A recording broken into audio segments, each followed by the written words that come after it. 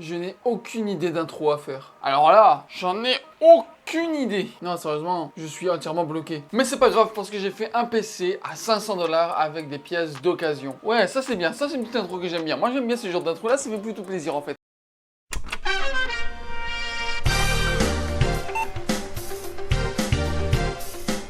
Salut à tous, c'est Martin d'Ardois PC, j'espère que vous allez bien, moi ça va plutôt bien. Et aujourd'hui je vais vous montrer un PC à 500 $. Donc c'est un petit PC que j'ai monté où il y a des choses neuves à l'intérieur et d'autres d'occasion. Vous avez l'habitude, moi j'adore vous montrer des PC que je vends et surtout des PC pas chers. Et on peut faire des trucs quand même vraiment bons avec de l'occasion. Parce que mélanger de l'occasion et du neuf, ça peut toujours être merveilleux. Mais il y a une petite histoire avec ce PC, laissez-moi tout vous expliquer. À un moment donné, je traînais sur Facebook Marketplace et je voyais un PC à 140 $. 140 $, c'était vraiment pas beaucoup. Et je voyais les specs qui étaient intéressants, c'était un petit PC, il n'y avait pas de carte graphique donc c'était plutôt bien aussi. Et je me suis dit, ok, c'est un PC entier, sans carte graphique. Et moi je me suis dit, waouh, on peut vraiment faire un PC vraiment pas cher avec ça, en l'améliorant par exemple. Et donc je me suis dit, ok, on a tout, on va acheter un nouveau boîtier plus joli et aussi une carte graphique. On va acheter ça et puis, oh, ça va faire un PC genre dans les 300 $, c'est juste magnifique, c'est ce qu'on cherchait. Mais j'ai eu tort, parce que voici le PC à 140 $. Ce qui est drôle, c'est que j'en ai acheté deux, et c'est exactement le même. Mais moi, je suis quelqu'un d'extrêmement attardé. Je réfléchis pas vraiment avant d'agir, parce que mon problème ressemble à ça. Voilà. Je me suis dit, ouais, il y a une carte mère, c'est parfait, il y a un processeur, il y a tout ce qu'il faut. Sauf que maintenant, je vais vous dire les problèmes. La carte mère, c'est une carte mère de chez HP. Et en fait, les cartes mères, c'est comme les Acer Predator ou les Asus ROG ou même les Alienware, c'est que la carte mère fonctionne uniquement sur ce boîtier-là. On peut l'enlever, mais si on le met dans un autre boîtier, il y a plein de choses qui vont bugger. Les USB à l'avant, ils sont accrochés à la carte mère. Et même le bouton d'alimentation est aussi accroché à la carte mère. C'est-à-dire que si vous enlevez la carte mère, il n'y a pas de plug pour brancher les câbles d'alimentation ainsi que les câbles pour allumer l'ordinateur. Il n'y a pas de place pour ça. Donc, point numéro 1, changer de carte mère. Sauf que le processeur à l'intérieur, les cartes mères ne se fabriquent plus et donc il faut les trouver d'occasion. Deuxième souci, donc si on veut rajouter une carte graphique, on peut. Mais si vous voulez rajouter une carte graphique auquel il faut brancher l'alimentation dessus, on ne peut pas parce que c'est une alimentation SFX. Pour les micro ITX, il n'y a pas ça. À moins qu'on prend une carte graphique qui prend de l'énergie directement de la carte mère, on peut pas. Donc problème numéro 2, acheter un nouveau power supply. Donc acheter un nouveau boîtier, un nouveau power supply et une nouvelle carte mère. Mais ce qui m'intéressait là-dedans, c'est qu'il y avait un SSD de 500 GB aussi. La RAM, c'était de la DDR4, donc je l'ai prise aussi. Le processeur aussi, je l'ai pris. Je vous dirais que c'est pas mal tout ce que j'ai pris, oui. Et donc au final, un PC qui devait valoir dans les 300 $, se transforme en PC à 500 $. Et donc voici l'ordinateur en question auquel j'ai changé. Bon, voilà. J'ai aussi acheté un refroidisseur de processeur pour juste en vrai la beauté. J'aurais pu très bien garder le ventilateur de base, mais écoutez, je vais faire ça un truc un petit peu plus joli. Donc voilà pourquoi j'ai acheté ça. Ce boîtier m'a énormément surpris parce que, regardez-moi, les ventilateurs à l'avant, ils sont énormes. C'est 240 mm chacun. Ils sont énormes. Donc là, avec ça, ce sera très bien refroidi. Bon, je propose qu'on l'allume. Et après je vais vous dire les specs de ce PC. Et donc voilà à quoi ressemble le PC. Bon, je le trouve vraiment, mais vraiment joli. Je pensais que ça allait faire une grosse tache ici au milieu, mais finalement je trouve que c'est plutôt joli. Tout est beau, tout prend bien sa place. Franchement, moi je suis quand même assez bluffé et j'ai hâte de faire les tests pour être encore plus bluffé. Donc maintenant je pense qu'il est temps de vous dire les specs. Pour la carte mère, c'est un ASRock H110M. C'est une petite carte mère du format micro ATX que j'ai acheté sur eBay pour 90 $. Il fait très bien le taf. Il y a deux prises USB 3.0 et il y a 4 USB 2.0. Malheureusement, ça m'a fait vraiment chier, mais au pire, ce n'est pas vraiment grave. C'est parce qu'il n'y a pas la plaque IO Shield en arrière. La plaque IO Shield, c'est la petite plaque qu'on met en arrière justement pour pas qu'on voit les trous des plugs. Pour le processeur, c'est le processeur qui venait avec l'ordinateur à 140 $. C'est un i5 7500. Pour le processeur, c'est le processeur qui venait avec l'ordinateur, c'est un i5 7500. Voilà, donc c'est vraiment un petit i5 qui fait encore le taf aujourd'hui. En tout cas, je l'espère, on va voir ça tout à l'heure. En tout cas, pour le gaming, j'espère que ça va plutôt être bien. Pour la carte graphique, je l'avais acheté sur AliExpress justement pour mon mini PC, mais que évidemment la carte graphique était trop grande, c'était la RX 580 sur AliExpress. J'avais grave envie de le tester. Là, on va pouvoir le tester avec une petite config. Elle est toute blanche, elle est toute belle. Ah, j'ai vraiment hâte. RX 580 de 8 Go que j'avais payé aux alentours des 90 $ aussi. Pour le refroidisseur de CPU, c'est un marque Thermalright, c'est le Assassin 120 que j'avais déjà testé auparavant et les tests justement pour la température, c'était vraiment bon. Niveau rapport qualité-prix, il est super. Pour le power supply, c'est un Thermaltake de 5 500 watts, 80 plus white. Il fera très bien l'affaire justement pour cette petite config. Si la personne qui va l'acheter, faudra même augmenter par la suite si elle le veut. Tout est upgradable en vrai. Pour le disque dur, je vous l'ai dit, sur le SSD qui venait avec l'ordinateur qui est un 500 GB. Finalement un SSD de 500 GB et c'était une marque no name, donc je sais pas vraiment qu'est-ce que ça donne en tant que performance, mais écoutez, c'est un SSD, l'ordinateur s'ouvre vite, ça fera très bien l'affaire. Pour la RAM, c'était de la RAM qui venait avec le PC, c'est de la RAM verte de la marque Kingston, c'est évidemment des 16 GB en DDR4 cadencé à 2400 MHz. Ça se prend, écoutez, c'est sûr j'aurais bien aimé mieux, même à 2666 ça aurait été bien mieux, mais écoutez, on va pas chier avec, ça va. Rien changé honnêtement. Pour le boîtier, c'est un Game Diaz Apollo E2 Elite. Écoutez, j'avais jamais testé. Je l'ai vu, il n'était pas vraiment cher sur Amazon.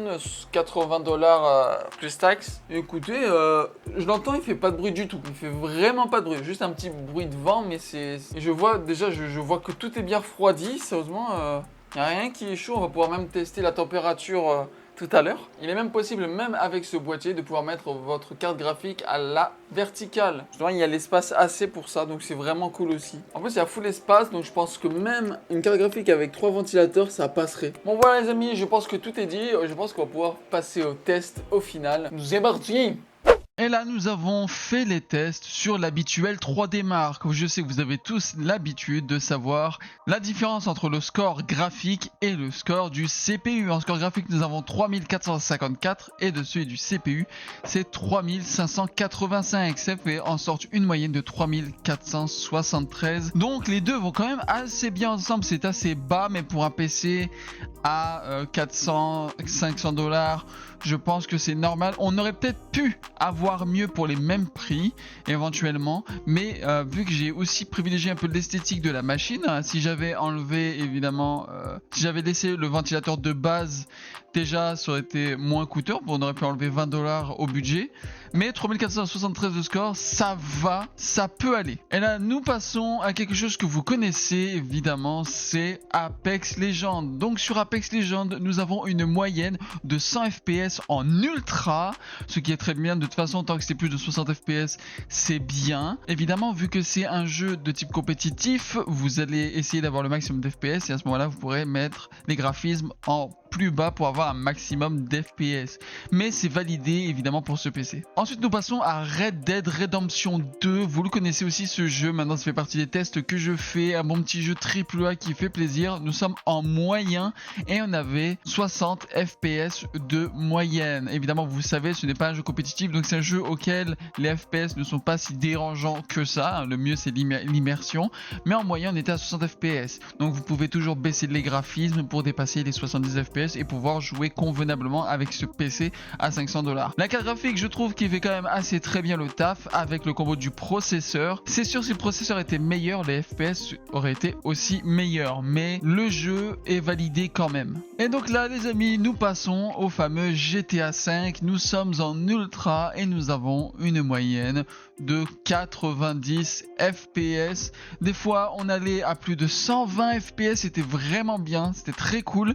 Et 100 FPS en ultra, c'est vraiment assez et c'est en masse pour jouer à ce jeu qui est vraiment encore un banger lors d'aujourd'hui, un jeu qui n'a toujours pas mal vieilli et ça, c'est vraiment formidable. Donc c'est validé pour GTA 5. Maintenant nous passons au fameux Rocket League en ultra. Évidemment je joue à la manette pour ce jeu et nous avons une moyenne de 170 FPS. C'est vraiment incroyable. La carte graphique dépasse à peine les 65 degrés dans n'importe quel jeu. C'est vraiment bien. Donc la carte graphique est quand même assez bien refroidie.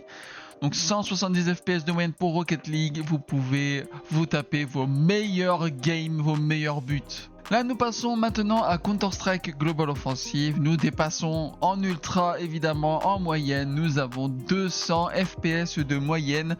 C'est vraiment assez en ultra. Si vous voulez augmenter les FPS, vous pouvez toujours baisser les graphismes. Mais bon, 200 FPS c'est quand même pas mal pour mettre les meilleures têtes au monde sur ce jeu. Et j'ai hâte aussi que Counter-Strike 2 sorte pour qu'on puisse enfin pouvoir faire les tests sur ce jeu. Et nous passons maintenant à Hogwarts Legacy. Encore un jeu AAA. bas et nous sommes dans qualité moyen, nous dépassons les 90 fps en moyen.